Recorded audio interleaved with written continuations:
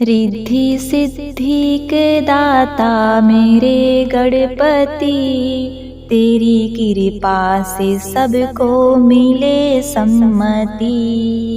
सबसे पहले जो पूजा तेरी करता है, गणपति तू अमंगल को हर लेता है। रिद्धि सिद्धि के दाता मेरे गणपति, तेरी कृपा से सबको मिले सम्मति। ओम गणपते नमः। पार्वती पते हर हर महादेव। ओम नमः शिवाय। प्रिय भक्तगणों, आज पौष माह कृष्ण पक्ष की चतुर्थी तिथि है और आज संकष्टी चतुर्थी का व्रत है। संकष्टी का अर्थ है मुसीबतों से मुक्ति देने वाला व्रत। जीवन में आ रही परेशानियों से छुटकारा पाने के लिए संकष्टी चतुर्थी के दिन श्री गणेश भगवान की पूजा करने तथा व्रत कथा का श्रवण करने से खोया हुआ मान सम्मान तथा धन संपत्ति आदि सहज ही प्राप्त हो जाता है। व्रत करने वाले आनंदमयी जीवन व्यतीत करते हैं। प्रिय भक्तों, हर माह के चतुर्थी के दिन गणेश भगवान के एक विशेष तथा दुर्लभ रूप की पूजा की जाती है। इस पौष माह के संकष्टी को अखुरत संकष्टी के रूप में जाना जाता है। इस दिन गणेश जी के अखुरत महागणपति रूप की पूजा की जाती है। अखुरत अर्थात वे देवता जिनके पास उनके वाहन के रूप में मूषक हैं। तो यह व्रत अखुरत संकष्टी होने से सर्वप्रथम आप रसपान करेंगे गणेश जी की अखुरत कथा, उसके बाद गणेश जी की महिमा मंडित संकट हरण करने वाली कथा तथा आरती का भी श्रवण करेंगे। हे लंबोदर गणपति भगवान, अपने सभी भक्तों का कल्याण करो भगवान। ओम गणपते नमः। अखुरत संकष्टी व्रत कथा के अनुसार एक गांव में एक बुढ़िया माई रहती थी। वह बहुत ही गरीब थी। रोज लकड़ियां बीनती और उसे बेचकर अपना गुजर बसर किया करती, अपना पेट पाला करती थी। ऐसे ही एक दिन की बात है, बुढ़िया माई जंगल में लकड़ियां बीन रही थी। वह समय सर्दियों का था, बहुत ही कड़ाके की ठंड पड़ रही थी। तभी उसे एक छोटा सा चूहा दिखाई दिया, जो सर्दी के मौसम में ठंड से बहुत ही कांप रहा था। बेचारा मरने की अवस्था में था। बुढ़िया माई को उस पर बहुत दया आई। वह उसे लेकर अपने घर आ गई। घर आकर रुई में लपेटकर उस चूहे को उन्होंने घर महट दिया और उसकी जान बचाई। उसे दूध तथा कुछ उबले हुए अनाज भी दिए। वह चूहा उस अनाज और दूध को पीकर अपना पेट भरता है। अब चूहा बुढ़िया माई के साथ रहने लगा। बुढ़िया माई भी उसे अपने पुत्र की तरह ही प्रेम किया करती थी। उसने चूहे का नाम मूसक रखा। धीरे धीरे पूरे गांव को यह पता चल गया कि मूसक नाम का एक चूहा बुढ़िया माई का बेटा है।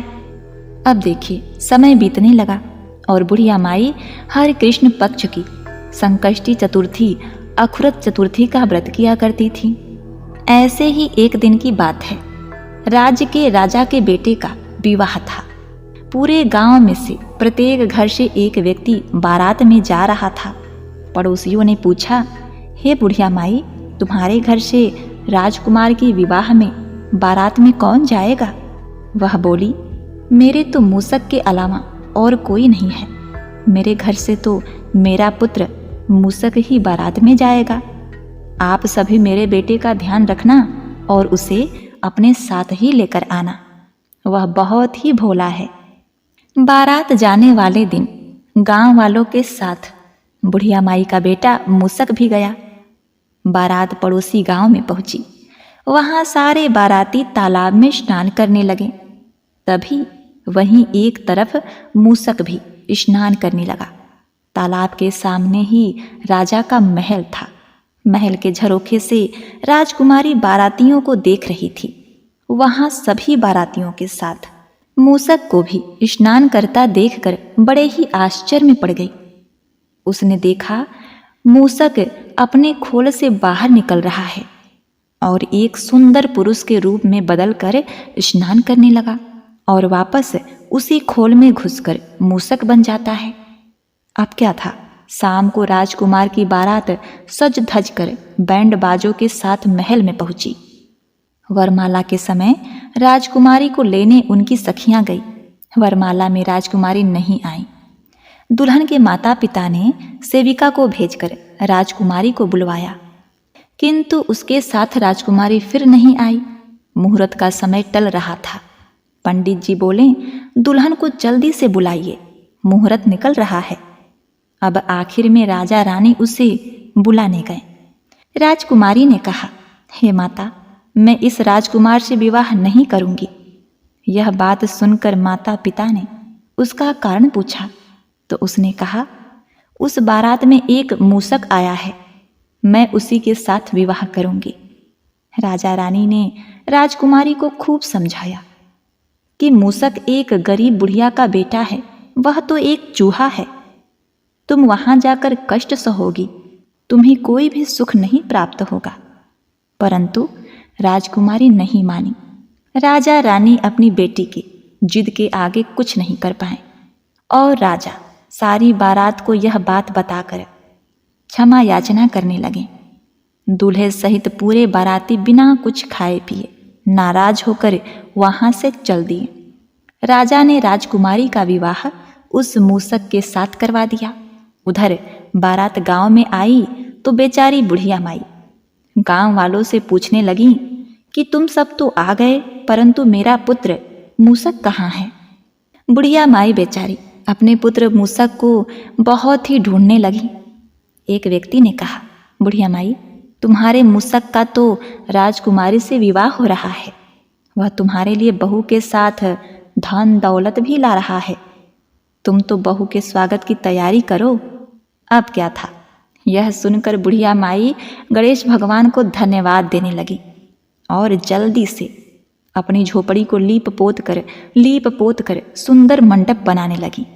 गुड़ की लापसी बनाने लगी, तरह तरह के पकवान बनाई और गांव की औरतों को बुलाया। झोपड़ी में मंगल गीत गवाए। तभी मूसक रथ पर राजकुमारी के साथ बैठकर धन दौलत के साथ आ गया।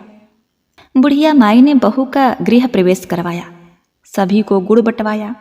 अब बुढ़िया का जीवन खुशियों से भर गया। बहू के साथ खुशी खुशी रहने लगी। तब एक दिन की बात है, बहू ने सोचा, मुझे अपनी सासू माँ को भगवान गणेश जी के दर्शन करवाने चाहिए। इन बेचारी माता को तो पता भी नहीं कि यह मूसक तो साक्षात गणेश जी हैं। प्रिय भक्तगणों, ऐसे ही एक दिन की बात है, मूसक रोज की तरह अपनी खोल उतार कर नहाने लगा। बहू ने सासू माँ से आकर कहा, माँ जी, आपका बेटा मूसक नहा रहा है, आप इसकी खोल जला दीजिए। तो सास बोली, बहू कैसी बातें करती हो, यह खोल जला दूंगी तो मेरा बेटा मूसक क्या पहनेगा। बहू ने कहा, जैसा कह रही हूँ आप वैसा ही कीजिए। सास ने बहू की बात मानकर मूसक की खोल को जला दिया। नहाने के बाद मूसक ने अपनी खोल मांगी तो बहू ने कहा, आप जैसे भी हैं बाहर आ जाइए। जो दर्शन मैंने आपके शादी वाले दिन किए थे वैसे ही दर्शन आप अपनी माँ को भी करवाइए। मूसक अर्थात गणेश भगवान ने बुढ़िया माई को दर्शन दिए। बुढ़िया माई गणेश जी के दर्शन पाकर धन्य हो गई। यह तो भगवान गणेश की लीला थी। बुढ़िया माई हर पौष माह के अखुरत संकष्टी का व्रत किया करती थी। उन्हें कोई पुत्र नहीं था। इससे प्रसन्न होकर गणेश जी एक पुत्र के रूप में उनके पास आए थे, एक चूहा का रूप धारण करके। जय हो गणेश भगवान, आपकी लीला अपरंपार है देवता। जिस तरह आपने बुढ़िया माई को धन दौलत, राजकुमारी जैसी बहू और अपने जैसा पुत्र दिया, वैसे ही सबको देना। इस कथा कहानी को सुनने वाले, कहने वाले और हुंकारा भरने वाले सभी को देना। हरे कृष्णा। संकष्टी चतुर्थी व्रत कथा इस प्रकार से है। संकष्टी चतुर्थी व्रत कथा के अनुसार एक बार वानरों के राजा बलि संध्या पूजन के लिए जा रहे थे तो आकाश मार्ग से नारद मुनि वहां से गुजर रहे थे। बलि ने नारद मुनि से प्रणाम करके उनसे पूछा कि हे नारद जी, आप कहाँ जा रहे हो? तब नारद जी ने कहा, लंकाधिपति रावण ने देवराज इंद्र को पराजित करके उसके उपलक्ष्य में बहुत बड़े राजभोग का आयोजन किया है, इसीलिए वे लंका जा रहे हैं। फिर नारद जी ने चुटकी लेते हुए कहा, अब तो पूरे सृष्टि ब्रह्मांड में केवल रावण का ही आधिपत्य है। सभी प्राणी, यहाँ तक कि देवतागण भी उसे सिर नवाते हैं। नारद जी की ये बातें सुनकर बाली ने कहा, हे मुनिवर, रावण ने अपनी वरदान तथा सेना का प्रयोग करके सभी को दबा रखा है। उसके सम्मान में देवता शीश नहीं नवाते, बल्कि देवता उसे पसंद नहीं करते। लेकिन मैं ऐसा नहीं हूं। आप चाहें तो रावण से जाकर कह देना। अब क्या था, नारद जी ने लंका पहुंचकर बाली द्वारा कही गई सारी बातें रावण को बता दिया, जिसे सुनकर रावण क्रोध में आ गया और अकेला ही पुष्पक विमान पर बैठकर बाली से युद्ध करने के लिए चल पड़ा। उसे यह अभिमान हो गया था कि वह एक वानर के लिए अकेला ही पर्याप्त है। रावण ने संध्या पूजन करते हुए बाली को पीछे से पकड़ लिया। इससे बाली को बड़ा क्रोध आया। प्रिय भक्तगणों, बाली को वरदान प्राप्त था कि उसके सामने जो भी युद्ध करेगा उसकी शक्तियां आधी हो जाएंगी और वह शक्ति बाली में समाहित हो जाएगी। अब क्या था, बलशाली बाली रावण को अपनी काख में दबाए हुए आकाश मार्ग द्वारा किष्किंधा नगरी में आया और उस बंदी रावण को अपने पुत्र अंगद के लिए खिलौने के रूप में दे दिया। रावण के गले में रस्सी बांधकर अंगद ने उसे नगर में घुमाना शुरू कर दिया। विश्व विजयी रावण की ऐसी दुर्गति देखकर सभी नगरवासियों ने बहुत ही अट्टहास किया। नगरवासी व्यंग करने लगे और कहने लगे कि देखो, यह विश्व विजेता रावण आज राजकुमार द्वारा सड़कों पर घुमाया जा रहा है। नगरवासियों के व्यंग से रावण बहुत ही लज्जा का अनुभव करने लगा। उसका घमंड चूर हो गया। उसने अपने नाना पुलस्त्य मुनि का स्मरण किया। अपने नाती की करुण पुकार से मुनि को आश्चर्य हुआ कि इतने बलशाली उसके नाती की ऐसी दशा किसने की और क्यों की। अत्यंत गर्व करने वाले देव, दानव, मनुष्य आदि सभी का पतन असंभावी है। रावण के समीप आकर मुनि ने पूछा, तुमने मुझे क्यों याद किया? रावण ने उत्तर दिया, हे नाना जी, देवताओं को जीतने के कारण गर्व करने से मेरी यह दुर्गति हुई है। मैंने संध्या करते हुए एक वनराज को देखा। पश्चिमी महासागर के तट पर मैंने उसे पीछे से पकड़ने की चेष्टा की, परंतु मैं ही उसके द्वारा धर लिया गया। मुझे यह यहाँ ले आया और मेरे गले में रस्सी बांधकर अपने पुत्र को खेलने के लिए दे दिया है। इस दुर्गति को देखकर नगरवासी मेरी हंसी उड़ाते हैं। हे देव, मेरी चिंता का यही कारण है। इसी चिंता में मैं व्याकुल रहता हूँ। रस्सी में बंधे रहने के कारण मैं अशक्त हो गया हूँ। हे नाथ, अब मैं क्या करूँ? मेरे जैसा आपके वंश में कोई दूसरा कुल लंकी नहीं है। अब आप ही मेरा रक्षा कर सकते हैं। पुलस्त्य मुनि जी ने कहा, हे रावण, डरने की अब कोई बात नहीं है। मैं तुम्हें बंधन मुक्त करा दूंगा। यह बाली देवराज इंद्र के वीर्य से उत्पन्न है और पराक्रम में तुमसे बढ़कर है। इसकी मृत्यु महाराजा दशरथ के पुत्र श्री राम के हाथों से होनी है। हे राक्षस राज, यदि तुम बाली के बंधन से छूटना चाहते हो तो मेरी बात मानकर संकट नाशक गणेश जी का व्रत करो।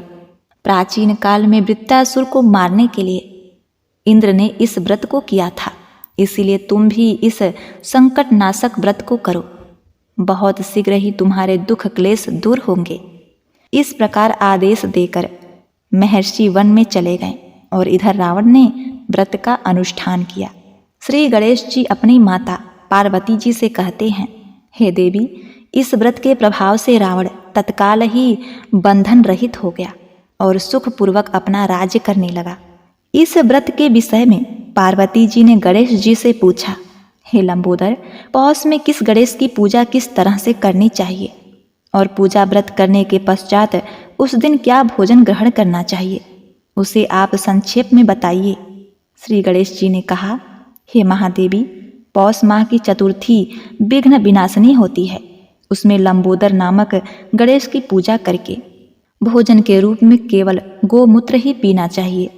व्रती को पूर्वोक्त विधि से पूजन करना चाहिए, अर्थात दिन भर शांत भाव से निराहार रहकर व्रत करें।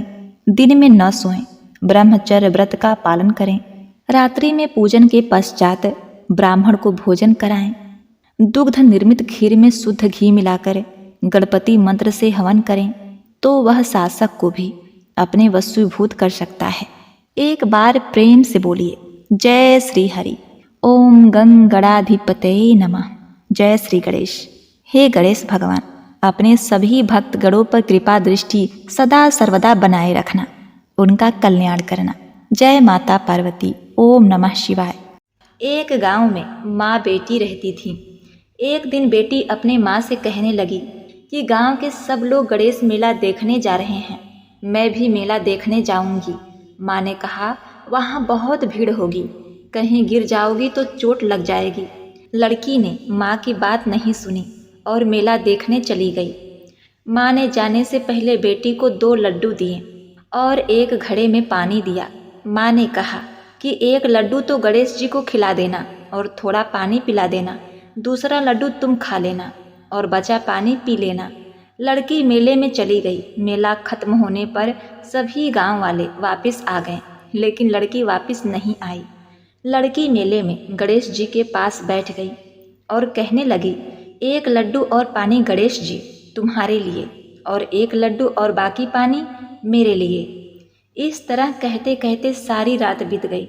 गणेश जी यह देखकर सोचने लगे कि अगर यह लड्डू और पानी मैंने नहीं खाया पिया तो यह अपने घर नहीं जाएगी। यह सोचकर गणेश जी एक लड़के के भेष में आए और उससे एक लड्डू लेकर खा लिया और साथ ही थोड़ा सा पानी पी लिया। फिर कहने लगे कि मांगो, तुम क्या मांगती हो। लड़की मन में सोचने लगी कि क्या मांगूं, अन्न मांगूं, धन मांगूं या अपने लिए अच्छा वर मांगूं या खेत मांगूं या महल मांगूं। वह मन में सोच रही थी तो गणेश जी उसके मन की बात जान गए।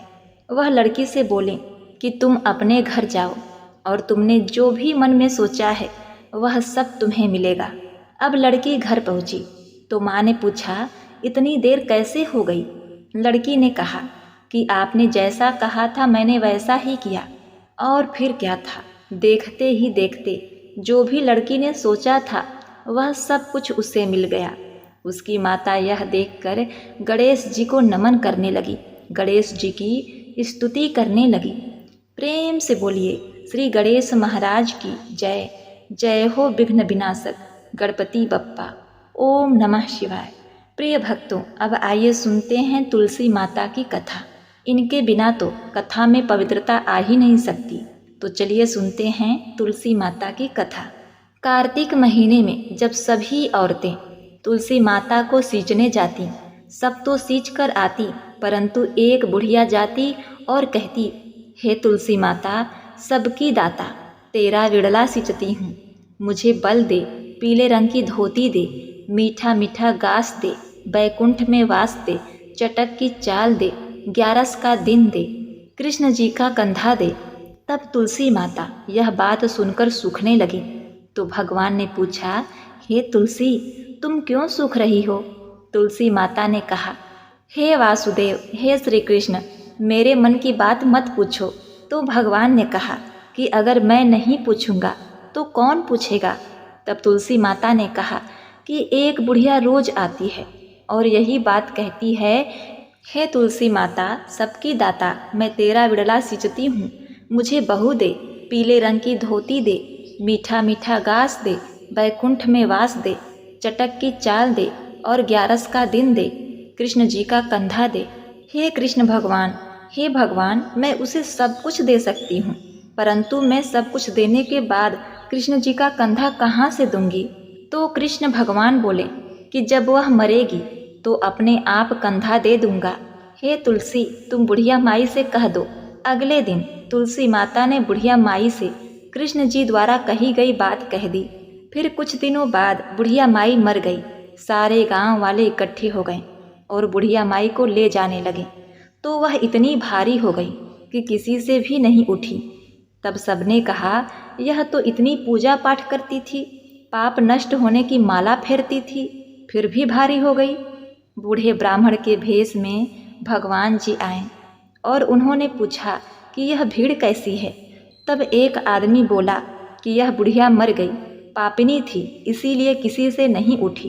तो भगवान ने कान के पास जाकर कहा, बुढ़िया माई, मन की निकाल दे, पीताम्बर की धोती ले, मीठा मीठा गास ले, बैकुंठ का वास ले, चटक की चाल ले, चंदन का काठ ले, झालर सी झाल ले, दाल भात की कौर ले और कृष्ण जी का कंधा ले।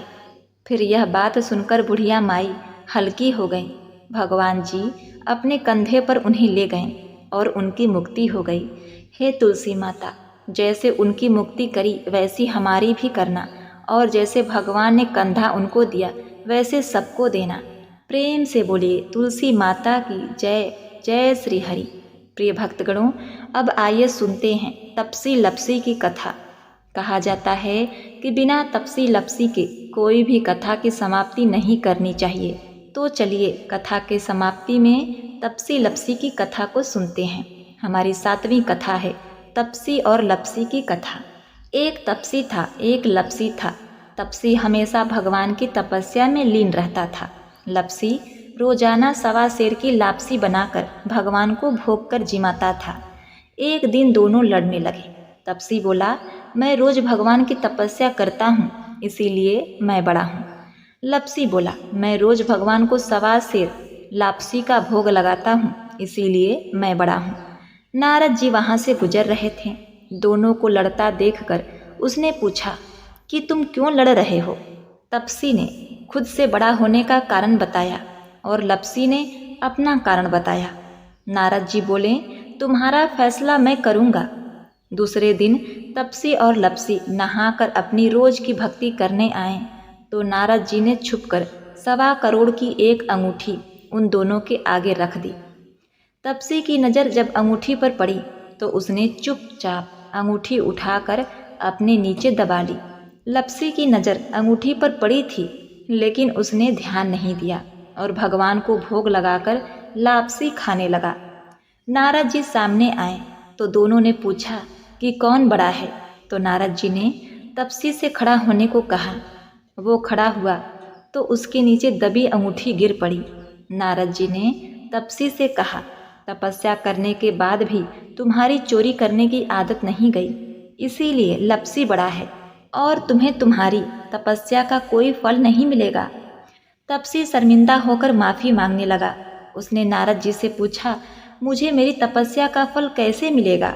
नारद जी ने कहा, यदि कोई गाय और कुत्ते की रोटी नहीं बनाएगा तो फल तुम्हें मिलेगा। यदि कोई ब्राह्मण को भोजन करवाकर दक्षिणा नहीं देगा तो फल तुम्हें मिलेगा। यदि कोई साड़ी के साथ ब्लाउज नहीं देगा तो फल तुम्हें मिलेगा। यदि कोई दिए से दिया जलाएगा तो फल तुम्हें मिलेगा। यदि कोई सारी कहानी सुन ले लेकिन तुम्हारी कहानी नहीं सुनेगा तो फल तुम्हें मिलेगा। प्रिय भक्तों, उसी दिन से हर व्रत कथा कहानी के साथ तपसी लपसी की कहानी भी सुनी और कहे जाती है। प्रेम से बोलिए देव ऋषि नारद की जय।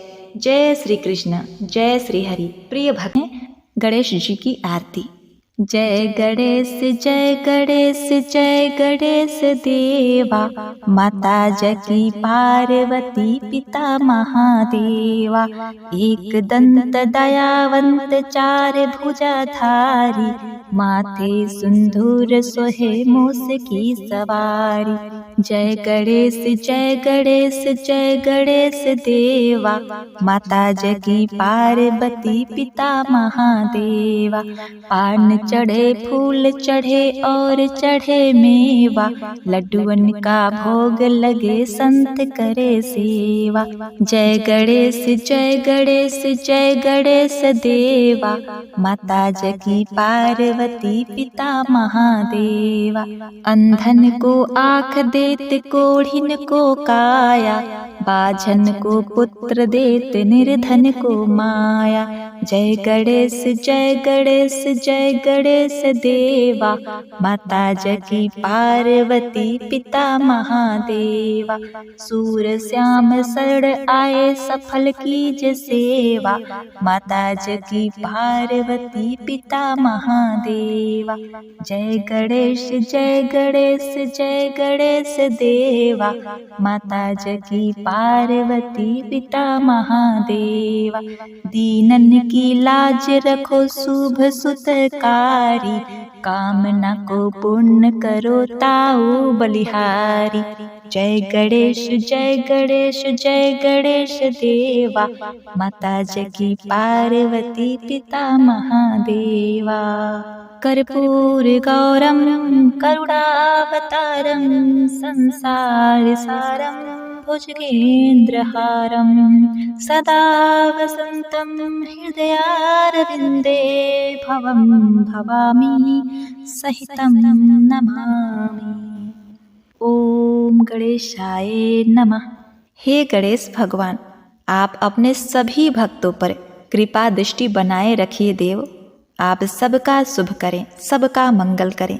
इस चैनल को सब्सक्राइब, लाइक और शेयर। इस कथा को भक्ति भाव से सुनने वाले अपने भक्तों पर कृपा दृष्टि सदैव बनाए।